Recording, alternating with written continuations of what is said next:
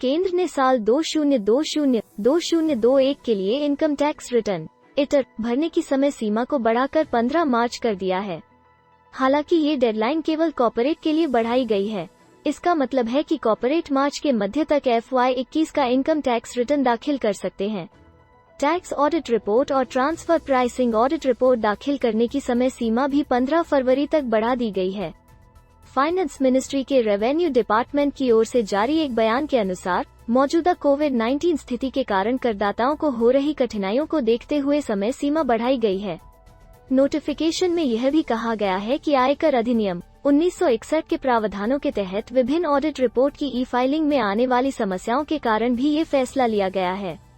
Tax और investment expert Balwant Jain ने कहा, एक्सटेंशन उन सभी करदाताओं के लिए है जिनके बुक ऑफ अकाउंट को कंपनी अधिनियम, सोसाइटी अधिनियम, LLP अधिनियम या आयकर अधिनियम जैसे किसी भी कानून के तहत ऑडिट किया जाना जरूरी है।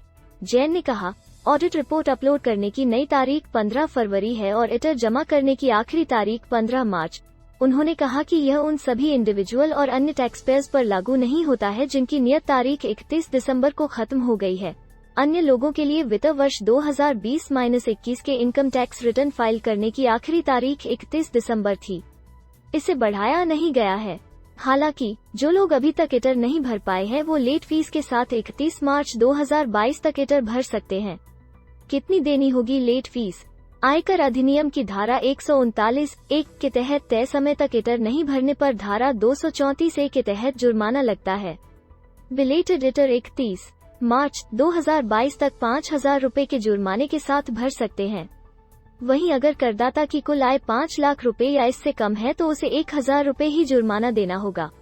आय 2.50 लाख से कम होने पर बिना जुर्माना रिटर्न भर सकते हैं।